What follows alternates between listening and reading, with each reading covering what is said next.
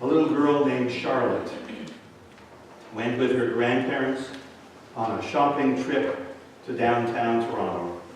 When she returned home after a day downtown, her parents were talking with her about the trip, the things that she had seen, the things that she liked, and they asked her if she had been afraid to be there amongst all those peoples and the cars, all the traffic as they walked around downtown. And Charlotte said, "Nope. I held on to Grandpa's big hand and we were safe together." As a carpenter, Jesus must have had strong hands. He was, after all, the hands of God lifting up a broken humanity. Early on in his ministry, Jesus was in the area known as the Decapolis, the 10 cities around the eastern shore of the Sea of Galilee. The people had brought to Jesus on one of those occasions a man who was deaf and unable to speak, and they begged him to put a hand on him to heal him. And Jesus did. Later in the same area, Jesus healed a boy possessed of a spirit, which caused him to fall on the ground. Jesus took him by the hand, the scripture says, and lifted him up, and he was made whole. When Jesus was put to death on the cross, they drove great nails, long nails, spikes, through his hands that had only been bringing mercy, compassion, and kindness to people.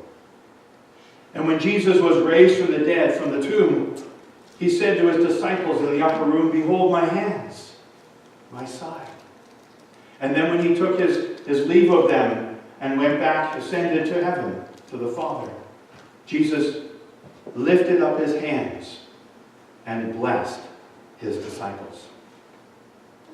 And we read just a few moments ago from Matthew's Gospel, chapter 8. Jesus is again in his Galilean headquarters, the town of Capernaum. And staying in that city, he stayed with Peter and Peter's family. The house was located, according to archaeologists, it was located close to, within a block of the synagogue, the local synagogue there, and it was rather convenient for Jesus. Matthew tells us that after Jesus gave the Sermon on the Mount near Capernaum, he came back to that town. And he met a Roman centurion, and the Roman asked Jesus to please heal his servant. Jesus agreed to go with this Roman centurion to his home to heal his servant, and yet the Roman centurion said to Jesus, No, I am not worthy, Lord, that you should come under my roof. Only say the word, and my servant will be healed. Jesus used that as an example of the incredible, profound faith of someone from outside of the people of God, the Hebrew peoples, and commented on it, and then healed the Roman's servant that moment. That Jesus and Peter went back to Peter's house. When they got there, they discovered Peter's mother-in-law sick in bed with a fever. Jesus went into her room, and Matthew gives us these sentences to describe what happened. He touched her hand, and the fever left her, and she rose and served him. In those few words, Matthew tells us what Jesus did so much of his short 3-year ministry to people everywhere. He touched them. He changed their lives. He brought healing into their lives. And he still does the same today. The touch of his hand cured Peter's mother-in-law of her illness. We don't know what it was except that she had a high fever. But we do know that Jesus saw that she was sick with this fever, and no one had to tell him what to do. No one had to even ask him what to do. Jesus did what he always does. He responded with compassion to the situation of human need before him. He touched her with his hand, and the fever left her. The touch of his hand still heals people today. Sometimes he heals a physical illness. There are many examples of people who have been touched by the gracious healing of God, and their illness has disappeared. People whose doctors held out no hope for them. But there are many more times when God's touch heals a person's heart and soul without bringing a cure for whatever the illness might be that they're struggling with. And in so touching our souls, in so renewing our hearts for Him, He helps us to grow from the season of wailing and whining about our situation to instead worshiping God with joy in the midst of and in spite of whatever the situation might be, as Psalm 30 describes. Sometimes it's an illness in relationships that the Lord brings healing to. The headlines are full of it every single day.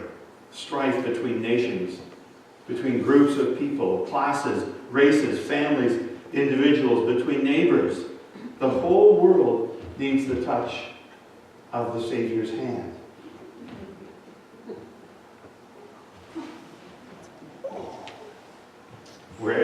Whatever it is, none of us is ever immune from the various kinds of illnesses in our broken world. We all live in the midst of a broken, sinful, and therefore pain-filled world. So all of us have need for the touch of the healing hands of Jesus. Life is dangerous for us all. Hey, Noah, you want this? Go ahead. You can play with that, but don't give it back to me. Life is dangerous for us all. And because it is, we always need the touch of the Master's hand to heal us, to heal our hearts, to cool our heads, to shape and reshape us, to mold us and mend us in becoming more and more like Jesus in our day-to-day living. The touch of Jesus' hand made Peter's mother-in-law steady. His hand put her on her feet. Matthew writes that the fever left her, and then she got up. No longer was she weak and disoriented, as all of us can understand as fevers come and go in our own lives. Now, Peter's mother-in-law was in control of her faculties again. The touch of his hand made her steady. We need his steadying hand touch in our lives all the time. There was a Sunday morning when a group of parents had dropped their kids off to Sunday school, and they were coming upstairs to the sanctuary. And one of the mothers was overheard as saying, "We were talking about what sort of state we live in." And my oldest child said, "Oh no, Mom, we don't live in the States, we live in Canada." And my younger son said, No, that's wrong. You just said this morning over breakfast that we live in a state of confusion. We need the hand of God, the steadying hand of God in our lives all the time because of everything going on around us, in our world and in our lives, and everything going on inside of us. The steady hand of God that brings the healing we need for heart and soul, enables us to get back up on our feet, as it were, in the face of all the things that threaten to overwhelm us, and in light of all of life's disappointments, many of which threaten to flatten us out. The touch of our Lord's hand steadies us again and again. Whoa! St. Paul urges us, therefore, take up the whole armor of God, so that you may be able to withstand in the evil day, and having done everything then, to stand. Then when we stand in God. And we discover the miracle that takes place every day as He enables us to stand, and to stand firm for Him, and to stand safe in Him. When Jesus enables us to stand, we stand for God. But we need His hand, His touch, constantly to make us steady. And then the touch of Jesus' hand made Peter's mother-in-law able to get up so that she could serve. His hand put her hands to work. Matthew writes that she served him when she got up. The touch of his hand does the same thing in our lives still today. He is the one who enables us and blesses our hands as we seek to serve him. What a great motive for us in giving ourselves to Jesus, to serve him who came to serve us and to give his life as a ransom for us in our place, remembering that he went to the cross instead of us. There is no other reason for us to be here other than our response of love to the one who puts his church in us and us in his church. It does something to the way we look at life. It gives us a different set of values, no matter what we might be doing in our lives. It makes us want to be servants of the Lord, however we can serve him, with however he has gifted us to. It makes us want to serve him because as we allow his touch to heal our hearts and heal our souls and bring us closer to him, it means that our focus is shifting away, more and more away from self and more onto Jesus. Giving ourselves to Jesus this way is our response of love to the one who has loved us from before the beginning of time. The one who, out of love, left the glory of heaven to become treated as a common criminal and die on a cross in our place. The one who then was raised from the tomb, raised from the dead forever.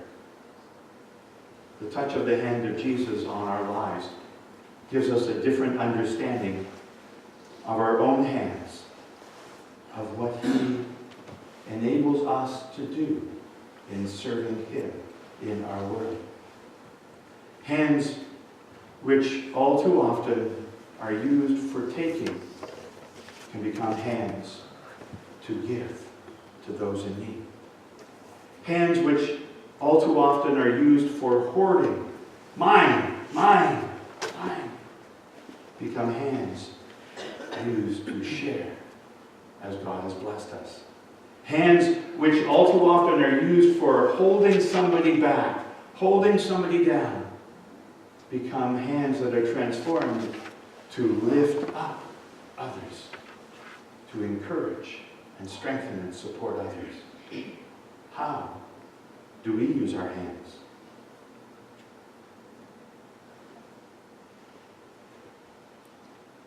There were two young friends who both wanted to become artists in the late 1400s in Germany. Albert Dürer and Franz Nigstein. Neither of them had the money to go to school, though. Both of them had the dream and the desire to become painters, to become artists. But one of them, Franz, knew that the other one, Albert, had the greater giftedness. So Franz offered to go to work in order to financially pay and support his friend going to art school. So Franz went and worked in the local mines, while Albert studied and learned and very quickly became a proficient and gifted, very talented artist. Through the passing of just a few years, Albert painting and making, I forget the name now, the word, carvings on blocks of wood. Can't remember the name. And many other, sculptures and engravings. He became so gifted. But over the same passage of just a few years, Franz's hands became ruined, hard, tough, and broken from working in the mines. And one night, the artist, Albert, saw his friend sitting by the window praying. And he decided to paint his friend's hands. His friend's hands that had been sacrificed in order to enable him to go and become an artist, to fulfill God's dream and purpose for his life. He called them hands, but today we know them as the praying hands. Hands turned up to God in prayer have served as an inspiration to millions of people around the world for centuries since then. How will we use our hands in the service of God? How can you open your life a little bit more this week to allow the touch of the hands of Jesus in your heart, in your life, and offer him your hands and your heart to serve him for his glory? How? Amen.